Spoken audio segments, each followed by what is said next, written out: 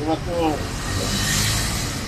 ಭ್ರಷ್ಟಾಚಾರ ಭಾಳ ಮುನ್ನಾಲಿಗೆಗೆ ಪದೇ ಪದೇ ಬರ್ತಾ ಇದೆ. ಮುಖ್ಯಮಂತ್ರಿಗಳು ಅದನ್ನು ಡಿನೈ ಮಾಡ್ತಿರೋದು ನೋಡಿದ್ರೆ ಎಲ್ಲೋ ಒಂದು ಕಡೆ ಹಾಗೆ ನಿಯಂತ್ರಣ ಮಾಡೋಕ್ಕಾಗ್ತಾ ಇಲ್ಲ, ಅಥವಾ ಅದರ ಭಾಗಿಯಾಗಿದ್ದಾರೆ, ಅಥವಾ ಅದನ್ನೇನಾದರೂ ಕೊಟ್ಟಿದ್ರೆ ತಮ್ಮ ಸ್ಥಾನಕ್ಕೆ ತೊಂದರೆ ಇದೆ ಅನ್ನುವಂಥ ಒಂದು ಭಾವನೆ ಸಾರ್ವಜನಿಕರಲ್ಲಿ ನೀಡ್ತದೆ. ಎಷ್ಟು ಪರ್ಸೆಂಟ್ ಇದೆ ಸರ್? ಕುಮಾರಸ್ವಾಮಿ 60% ಅಂತ ಆರೋಪ ಮಾಡಿದ್ದಾರೆ. ನಮ್ಮ ಪ್ರಕಾರ ಅದು ಪರ್ಸೆಂಟೇಜ್ ಬಗ್ಗೆ ಮಾತಾಡೋದಿಲ್ಲ, ಯಾಕಂತಂದರೆ ನೇರವಾಗಿ 20% ಒಂದೊಂದು ಇಲಾಖೆಯಲ್ಲಿ ಒಂದೊಂದು ಥರ ಇದೆಯಪ್ಪ. ಯಾಕೆ ಹೇಳಲ್ಲ ಅದೇ ಅವ್ರು ಹೇಳೋ ಅರ್ಥ, ಕುಮಾರಸ್ವಾಮಿ ಹೇಳೋ ಅರ್ಥ ಮಿತಿ ನೀರಿಗೆ ಅತಿ ಹೆಚ್ಚಾಗ್ತದೆ. ಕುಮಾರಸ್ವಾಮಿ ಅವ್ರಿಗೂ ಮತ್ತೆ ಬಿಜೆಪಿ ಅವ್ರಿಗೆ ಮಾಡಕ್ ಕೆಲಸ ಇಲ್ಲ, ಅವ್ರ ಮೇಲೆ ಬಂದಿರ್ತಕ್ಕಂಥ ಕೆಲವೊಂದು ಅವ್ರು ಹೇಳಿದಕ್ಕೆಲ್ಲ ಉತ್ತರ ಕೊಡೋಕ್ಕಾಗುತ್ತೆ. ನಮ್ಮ ಕೆಲಸ ನಮ್ಗೆ ಗೊತ್ತಿದೆ, ಅವ್ರ ಕೆಲಸ ಅವ್ರು ಮಾಡ್ತಾರೆ.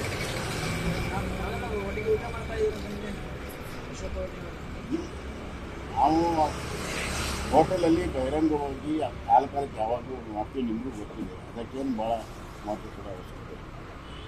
ಸರ್ ನಿಮ್ಮ ಪಕ್ಷದಲ್ಲಿ ಕೆಲವೊಂದಿಷ್ಟು ಆಂತರಿಕ ಕಲಹಗಳು ನಡೀತದೆ, ಯಾವಾಗ ಫುಲ್ ಸ್ಟಾಪ್ ಬೀಳ್ತದೆ? ಅದಕ್ಕೆ ಈಗ ಹೈಕಮಾಂಡ್ ಈಗಾಗಲೇ ಅದ್ರ ಬಗ್ಗೆ ಎಲ್ಲ ಇದೆ. ಬಹುತೇಕವಾಗಿ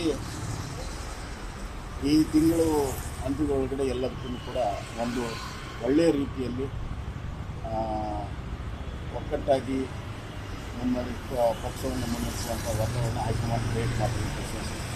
ಯತ್ನಾಳ್ ಅವರು ಸರ್, ಯತ್ನಾಳ್ ಅವರು ಬೊಮ್ಮಾಯಿ ಅವ್ರು ಕರೆದ್ರು ಹೋಗ್ತಾರೆ, ಅಶೋಕ್ ಅವ್ರು ಕರೆದ್ರು ಹೋಗ್ತಾರೆ, ರಾಜ್ಯಾಧ್ಯಕ್ಷರು ಕರೆದ್ರೆ ಅದಕ್ಕೂ ನಮ್ಗೆ ಸಂಬಂಧ ಇಲ್ಲ ಅಂತ. ಕೇಳಪ್ಪ, ನೀವು ಬೇರೆ ಬೇರೆಯವ್ರ ಪ್ರಶ್ನೆ ನನಗೆ ಕೇಳಿದ್ರೆ ನಾನೇನು ಈ ಥರದ ಅಭದ್ರತೆಯ ಅಡಿಪಾಯ ಹಾಕಿಲ್ಲ. ಆದ್ದರಿಂದ ಅದು ಒಳ ಬೈಗುದಿ ನಿರಂತರವಾಗಿ ನಡೀತಾ ಇದೆ. ಎಲ್ಲ ಬೆಳವಣಿಗೆ ಕಾಲಕ್ಕೆ ಆಗ್ತಿರೋದನ್ನು ನಾವೆಲ್ಲ ನೋಡಿದ್ದೀವಿ. ಇದು ನಿರೀಕ್ಷಿತವಾಗಿರುವಂಥ ಬೆಳವಣಿಗೆ. ಇದರಲ್ಲಿ ಬಹಳ ಮುಖ್ಯವಾಗಿರುವಂಥ ಅಂಶ ಸನ್ಮಾನ್ಯ ಉಪಮುಖ್ಯಮಂತ್ರಿ ಡಿ ಕೆ ಶಿವಕುಮಾರ್ ಅವರ ಸಹನೆ, ಅವರ ವ್ಯಕ್ತಿತ್ವದ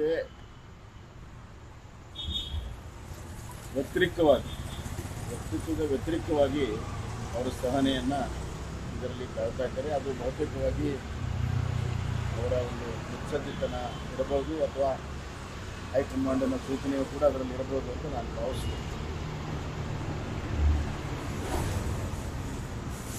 ಪ್ರಶ್ನೆ ಇರುವಂಥದ್ದು, ಯಾವಾಗ ಈ ಸಹನೆಯ ಕಟ್ಟೆ ಹೊಡಿತಿದೆಲ್ಲ,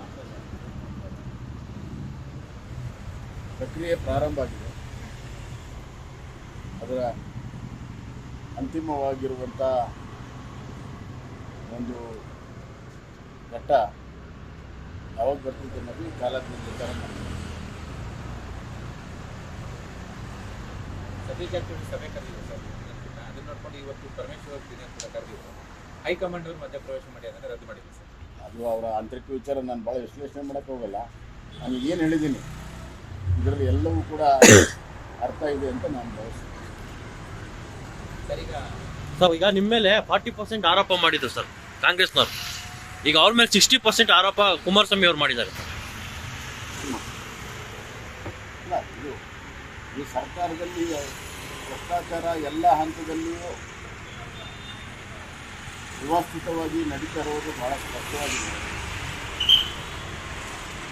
ಎಕ್ಸೈಸ್ ಕಾಂಟ್ರಾಕ್ಟರ್ ಹೇಳಿದ್ದಾರೆ, ಕಾಮಗಾರಿ ಮಾಡುವಂಥ PWD ಮತ್ತು ನೀರಾವರಿ ಇತರ ಎಲ್ಲ ಇಲಾಖೆಯಲ್ಲಿ ಕಾಂಟ್ರಾಕ್ಟರ್ ಅನುಭವಿಸ್ತಾ ಇದ್ದಾರೆ. ಜನಸಾಮಾನ್ಯರು ಸಣ್ಣ ಸಣ್ಣ ಕೆಲಸಕ್ಕೆ ಅನುಭವಿಸ್ತಾ ಇದ್ದಾರೆ. ಮಧ್ಯಮ ವರ್ಗದವರಂತೂ ತೀವ್ರ ರೀತಿಯಲ್ಲಿ ಭ್ರಷ್ಟಾಚಾರ ಅನುಭವಿಸ್ತಾ ಇದ್ದಾರೆ. ಗ್ರಾಮೀಣ ಪ್ರದೇಶ ಆಗಲಿ, ಶಹರ ಪ್ರದೇಶ ಆಗಲಿ, ಒಂದು ಸೈಟ್ ಮೂಲಕಗಳ ಮನೆ ಕಟ್ಟುವಂಥ ಪರಿಸ್ಥಿತಿ ಸರ್ಕಾರ ನಿರ್ಮಾಣ ಮಾಡಿದೆ.